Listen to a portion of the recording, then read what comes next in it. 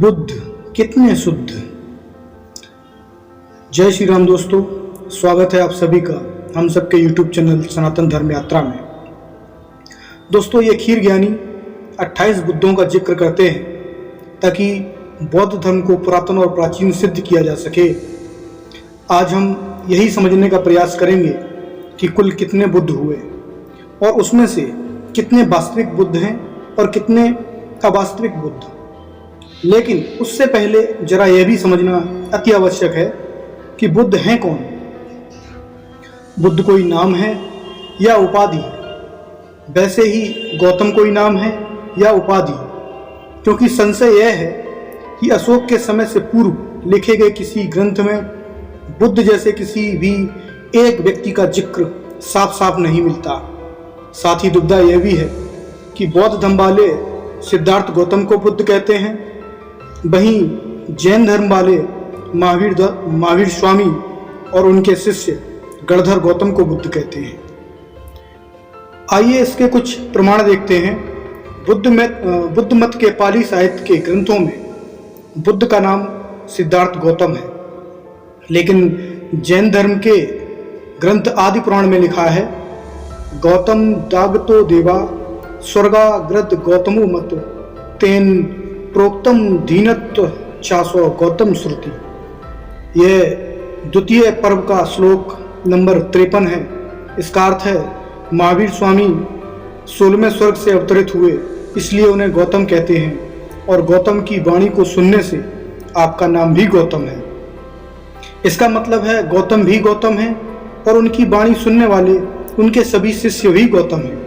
ये तो बड़ा ही संदेहास्पद विषय है कि वास्तविक गौतम कौन है। इस तरह देखें तो गौतम कोई व्यक्ति नहीं बल्कि उपाधि है। यदि जैन धर्म की माने तो महावीर स्वामी के शिष्य गणधर ही बुद्ध हैं। जैनियों के आदि पुराण में आया है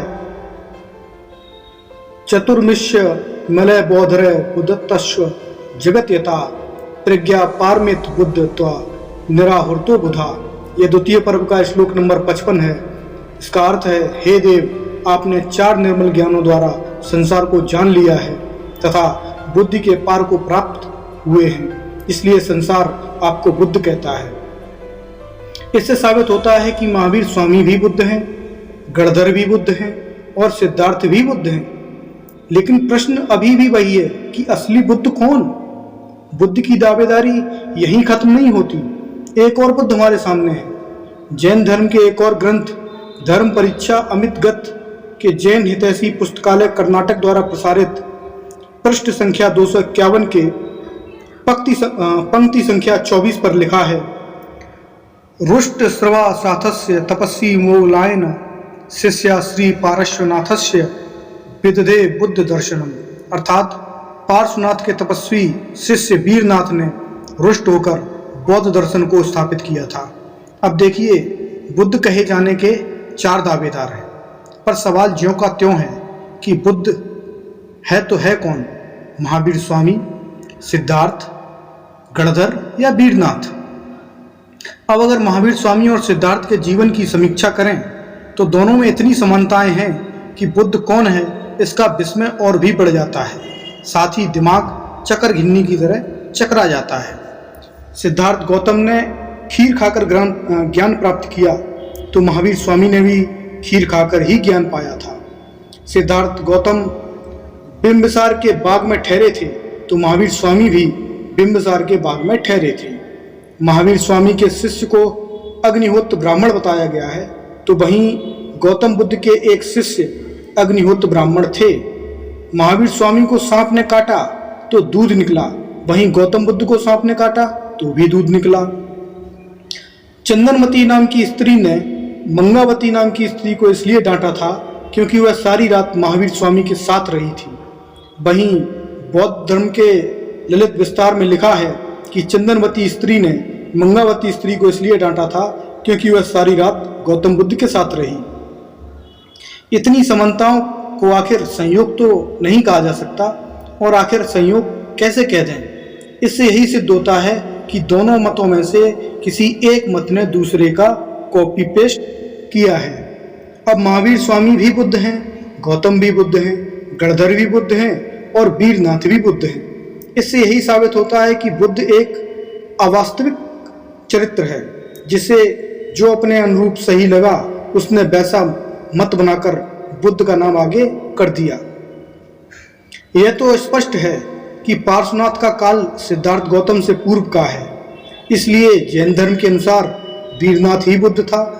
तो क्या सिद्धार्थ गौतम को बुद्ध का लेबल चिपकाने वाले श्रवणों ने सांख्य दर्शन, चारवाहक दर्शन के साथ जैन मुनियों के दर्शन को भी चुरा लिया? और तो और जैनों का शब्द बुद्ध भी चुरा लिया, क्योंकि सिद्धार्थ के एक गुरु जैन भी थे जिनका नाम ओदक रामपुत्र था। यानी कुछ ना कुछ घालमेल तो है। एक बात और देखिए, बुद्ध की शिक्षाओं और वास्तविकता में कोई सामंजस्य नहीं दिखता, क्योंकि बुद्ध नाम का कोई पात्र होता तो उसकी दावेदारी के लिए कोई एक निश्चित व्यक्ति जरूर होता, पर यहाँ तो चार व्यक्ति हैं जो बुद्ध होने का दावा करते हैं।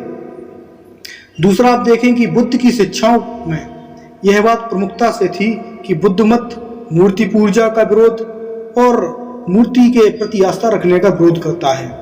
पर आज के समय में देखिए, हर जगह बुद्ध की मूर्तियां बनी मिल जाती हैं। मतलब बुद्ध की मूर्तियां बनाकर यह सिर्फ एक झूठे मत की ब्रांडिंग और मार्केटिंग की गई है, क्योंकि यदि कोई बुद्ध होता तो उसकी मूर्ति बनाने की आवश्यकता क्या थी, जबकि वह स्वयं ही मूर्ति पूजा का विरोध करने वाले थे। बुद्ध की मूर्ति वाला बुद्ध सच में है कौन?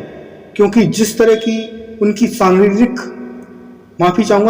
संरचना है, वैसा व्यक्ति भारतीय परिवेश में फिट नहीं बैठता, क्योंकि ऐसे घुंघराले बाल और ऐसे बड़े बड़े कान किसी भी भारतीय के नहीं पाए जाते। और सच तो ये है कि अंग्रेजों ने एक बार बुद्ध की मूर्ति देखकर उन्हें यूथोपियन कह दिया था।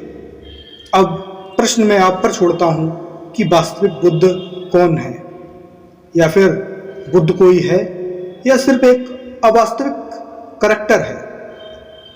तो दोस्तों, ये जानकारी आपको कैसी लगी कृपया कमेंट सेक्शन में जरूर बताइए। जय श्री राम, धन्यवाद।